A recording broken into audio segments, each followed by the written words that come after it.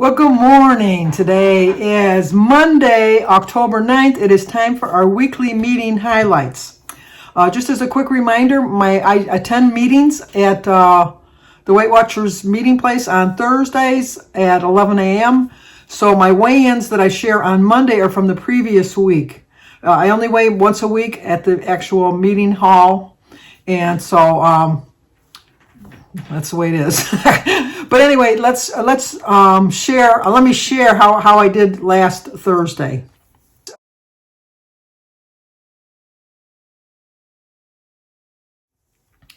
I lost 0.4, which brings my total loss back to 48.8. I'm really happy with that. In the last 3 weigh-ins, I have lost a total of 11.8 pounds. So I've lost almost 12 pounds, right? 0.4, 0.6 is 3.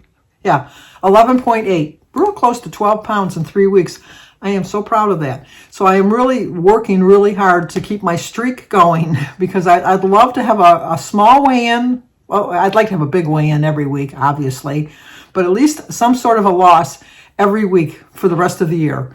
I know I'm setting myself on a very high bar, but I think, like with the right determination and the right skill set, I can lose at least a 0.1 in a week. Let me think about it. So it's a lofty goal. I know I'm not really good at goals, but I'm intending to keep this goal. So I'm going to buckle down and weigh myself. I'm not weighing myself this Thursday because I attend once a month. I attend a Book of the Month club. And so it meets at the exact same time as my meeting highlights, my Weight Watcher meeting. So tomorrow, I'll go tomorrow at 11 a.m. because there is a meeting on Tuesdays at 11. So I'll weigh myself on Tuesday. So it'll only be a 5-day weigh-in. So I don't know how well I'm going to do with that. But I think I'll still have a loss. I really do. So, but I will share it on my Thursday video because that's usually when I share my weight on a Thursday daily vlog. And then once again next Monday if you just want to wait till next Monday. So this week, once again, talking to Sandy, it's Portions 101, how to find out what works for you. I realized that the problems that I have is not so much snacking. I am not really much a snacker. And the reason I am not a snacker is because my portion sizes are extreme. And I really need to cut back on it. I really need to eat 3 smaller meals and then have maybe 1 or 2 snacks during the day rather than try to shove everything in my mouth at 2 meals because I usually only eat breakfast, which I usually eat between 1 and 2, and dinner, which I eat anywhere between 6 and 7:30. I don't go to bed till 2 or 3 in the morning, so my food has plenty of time to digest. I figure if I eat at 7:30 and I don't go to bed till 1:30, it's 6 hours that it's had time. It's not like sitting right on my stomach. And the reason I don't eat till so late is I usually go to bed, like I said, between 2 and 3 in the morning. I usually wake up about 9:30 in the morning, lay in bed, answer my emails, answer my comments, play some games on my phone. I don't get up right away. And so by the time I'm actually up and showered and ready for the day, it's usually closer to 11. I don't have a problem waiting the 1 or 2 hours before I eat my first meal. A lot of times what I'll do is I always drink in the morning when I first get up 32 ounces of water. That's a gimme. I drink that every morning. The last couple blood tests I had, my kidney function was not bad, but it was getting, like we're going to keep an eye on it type of thing. So I'm trying to increase my water intake to get my kidneys flushed a little bit more. So I drink anywhere between 64 and 90 ounces of water in a day, which is more than enough for me. I don't want to overdo it with the water because once you drink too much water, then you're just flushing away minerals when you're going to the bathroom. I don't drink electrolyte water or anything like that. So I usually have like my 32 ounces of water in the morning. I have my normal cup of tea during breakfast and dinner, or iced tea during dinner. And then during the day, I might drink a little bit of water. And then at night, instead of snacking, I drink 32 ounces of water. I go to bed late enough that I don't really have to worry about me getting up during the night to go to the bathroom. I get up anyhow. For the last 40 years, I get up at 5:30 or 5 o'clock rather to go to the bathroom. My body's just used to it from when I got up to go to work at 6. So anyway, enough about me. This is the Portions 101, how to find out what works for you. We'll let you in on a little secret. When it comes to filling your plate, there is no right amount of food There's no right amount of oatmeal, ice cream, or any other food, but there is a portion that's right for you. Let's find it. And therein lies the problem for me. I need to find the correct portion sizes. In the United States, our portion sizes are out of control. There's this particular restaurant that Jim and I love to go to that has fish and chips. And they give you really good sized pieces of fish, and usually get at least two pieces of fish. One piece of fish would be enough. I don't like reheated fish, and I don't like cold fish. I don't eat reheated food. I eat cold food. If I have anything left over and I eat it the next day, I eat it cold. I very rarely, maybe once in 1,000 times, reheat something. So I love cold soup. I love cold pancakes. Like if I have some steak or something left over, I'll eat it cold. If I have a baked potato left over, I'll eat it cold. So I don't have a problem with that, but I don't like fish left over at all. So I don't eat leftover fish. They give you so many French fries that the portion sizes, you could feed easily. I would say one order of French fries is like 2 large orders of French fries from McDonald's. And let's face it, McDonald's on their large fries gives you a lot of fries. And unfortunately, they don't let you substitute something else for it, because Jim and I were always thinking that maybe we could substitute. One of us get the fries, split it between the two of us, and then I could get a vegetable. Jim's not going to eat a vegetable, but they don't allow you to do that. I don't know why. You'd think they'd save a little bit of money. It's not for me to say. But anyway, like I said, our portion sizes are ridiculous. So if we actually saw a true portion size, we would think, this is all I'm getting for my money. I think that when I watch Kitchen Nightmares, when they show how much food is thrown away or how much food is carried away, like Gordon Ramsay says, that's your profit going out the door. Because how many places do we go to that you have so much food on your plate that you can get 2 portions out of it, and you're paying for one? Now, granted, you're paying a little bit more than you would have normally if they would have given you the correct portion size. But then they have their reputation, I guess, and people say, well, I don't really want to go to such and such a place because they're so skimpy on their portions. So it's kind of a catch-22 for the owners of the restaurant. But I think that if we as Americans would be a little bit more satisfied with smaller portion sizes, unfortunately, the prices wouldn't come down, because they're used to, once they set a price, they keep that price. But it would have been nice to think that if we cut back on our portion sizes, they would cut back a little bit on the prices. That's not going to happen. But I'm getting off topic. These are things that you're going to try for yourself. Serve yourself first. Scoop your usual amount of ice cream and scoop your natural sense of ice cream or your go-to food and put it in a bowl. Measure it to see how much you typically eat using a measuring cup or spoon. Then check the Weight Watchers app to see how the portion impacts your budget. Then reflect back and say, does that amount work with your budget? If it does, keep it as it is. But if not, adjust until you find your sweet spot. Very many times, a lot of times, I'll eat something and then track it later and then say, oh my gosh, I didn't realize it was that many points. I don't like this method. I would suggest serving yourself first. Say, okay, this is what I want to eat. I'm going to put it on my plate. Then after you put it on your plate, get your scale out, get your measuring cups, measuring spoons, whatever. Then measure out a true portion size onto another plate.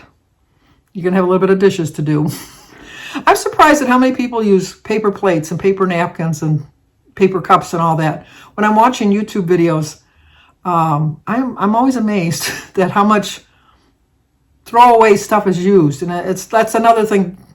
I use cloth napkins. I have paper napkins just on, like occasions if somebody's over and they want to grab a napkin or something. I do have a paper towel just in case you want to mop up something real quick. But for the most part, we always eat at our family dinners. We have napkins, cloth napkins. I have cloth rags that I use for my cleaning. I very rarely use paper. Now, I use Kleenex because I just think it's a little bit more hygienic than a hanky.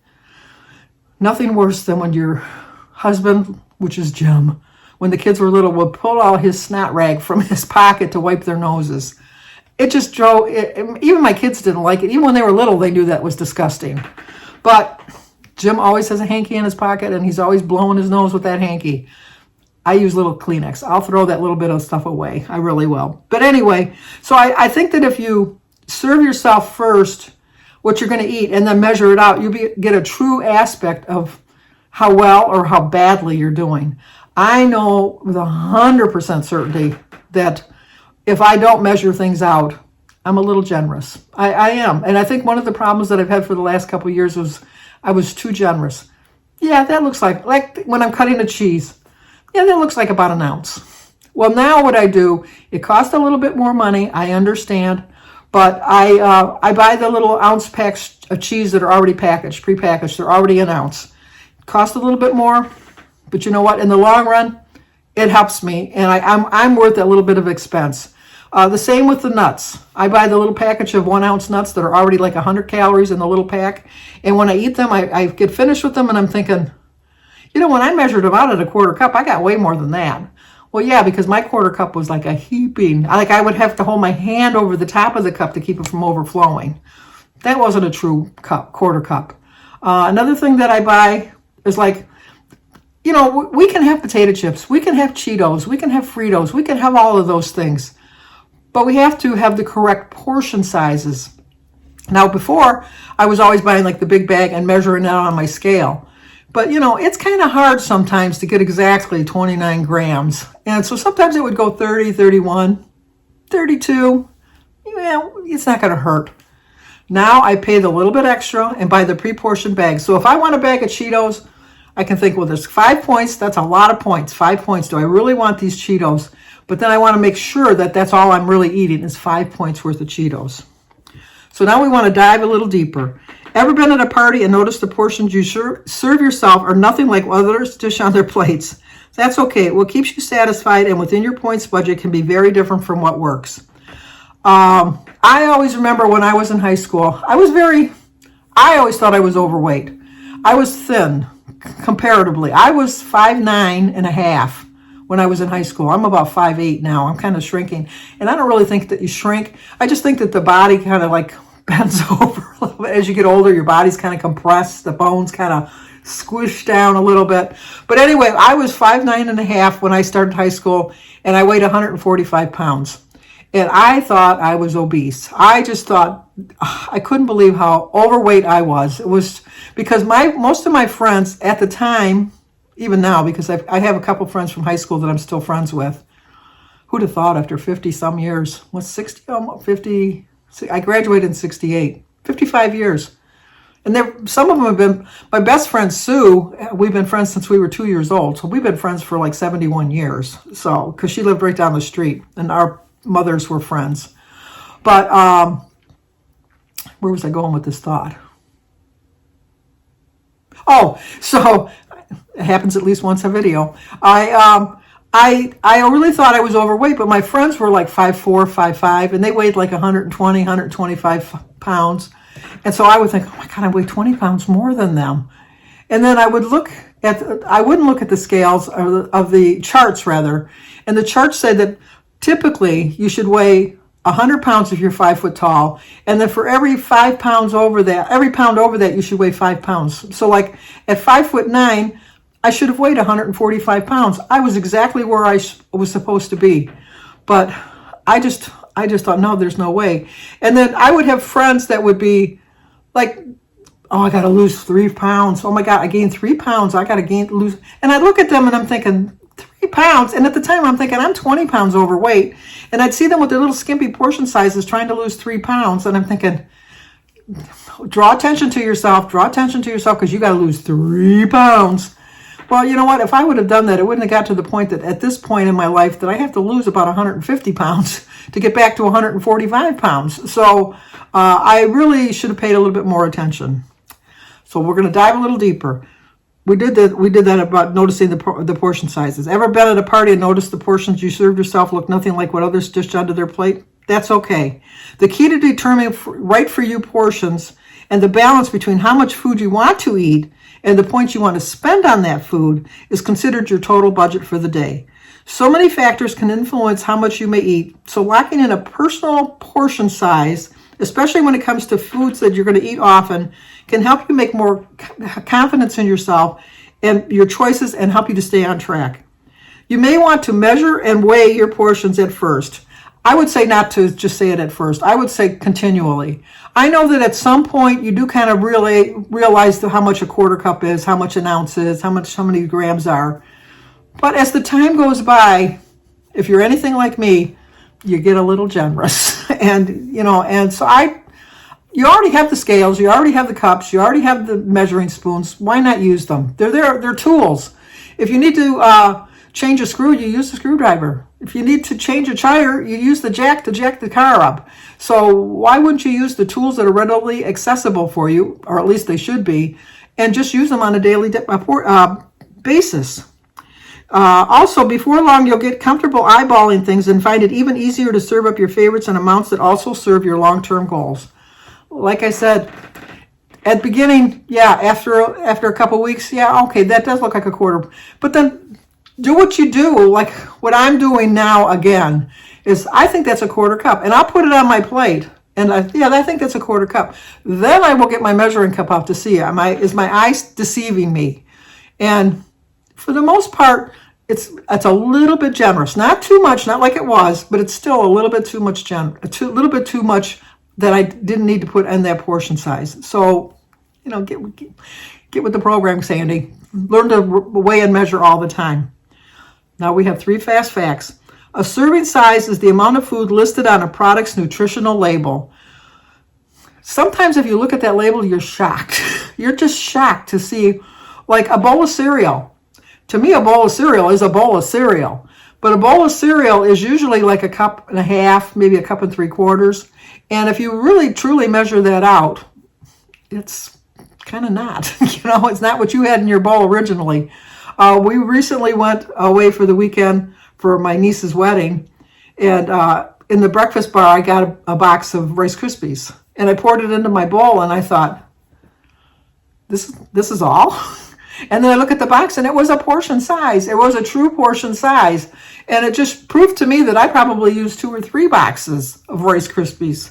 I don't eat cereal that often that I'm not going to buy the variety pack. But it was an eye-opener for sure. Number 2, a portion size is how much food you choose to eat at one time. And number 3, a right for you portion is the balance of foods you want to eat and the points in your budget that you want to use. If you want to overdo it on something at one meal, compensate that by going a little bit under on something else. If you know that you're going to go out to eat and it's going to be a high point meal, have a low point meal for breakfast and lunch. You can balance out. You can have the things that you really, truly love. You just have to portion, like they're saying, your points and your portion sizes for the day. Don't think that, I can eat whatever I want today because I have 6 more days that I can lose weight. Sometimes those get on there and those fat cells in your body say, oh my gosh, we're having a party. Come on, join the party. Stay a while. And they stay. So fat cells never go away. I really don't believe that fat cells ever go away. I think they just kind of lay dormant, resting up for that next big binge so they can have that next big party. And let's face it, when you go off and go crazy eating, those fat cells send out signals to your brain that let's keep the party going. Party on, party on. Party like it's 1999, It's just, and you get cravings because your body's now reacquainted with the sugars and the salts and all of that other stuff, and they want to keep compensating and having you take it constantly. So try to really step back and look at your portion sizes, look at your amount of foods that you're eating, and figure out which is your trigger foods. Anything with sugar is my trigger food. A donut is obviously a trigger food for me. Suzy Q's, another trigger food for me. So I know I can have them, but now that I'm trying to get back into a losing weight kind of a mode, I'm not secure enough to know that I can just have one donut. I know that. Does that mean I'm never going to have a donut again in the rest of my life? No, but I'm only 3 weeks back into my plan. And so it's going to take me, I know they say 21 days forms a habit. I don't believe that. I think 21 days leads you to the beginning of forming a habit, but I think that for me, it's going to be a full month of just avoiding foods that I know are going to trigger me. Doesn't mean I'm never going to have them again. I had a slice of cake on Jim's birthday dinner on Thursday. I did have a slice of cake. I had a little bit of ice cream with it. But I struggled on Friday and Saturday. I gave in to the urges and I had Taco Bell. Now, I can have Taco Bell if that's all I had was Taco Bell. But I've had Taco Bell, and in my mind I thought, I can have whatever I want. I had Taco Bell today. But yesterday, right back on track. So it's a daily challenge. It really is. So you just need to find out what works for you. And once you find out what works for you, it gets so much easier every day. First day, first week, first month are really going to be hard, but so worth it in the end. So I did lose a 0.4, which is almost a half a pound. I'm happy with that. For 48.8, my next little mini goal is to get to 50 pounds, which is a 1.6 loss. I'm not going to hit that tomorrow. I know that. But I'll get there. I will get there and finish the year strong. So how did you guys do? What is your trigger food that sets you off? And do you have a problem with your portion sizes? Let me know in the comments below. But in the meantime, I want to ask you to like, comment, subscribe, and share. Check me out next Monday. If you want to see how I did this week, check me out my daily vlog out on Thursday, because that's when I'm going to share how I did. And then just tomorrow I have a Tuesday tag with Jimmy. It'll come up at 9 o'clock Eastern time. And from there, we're going to just continue on down the road. Ease on down the road.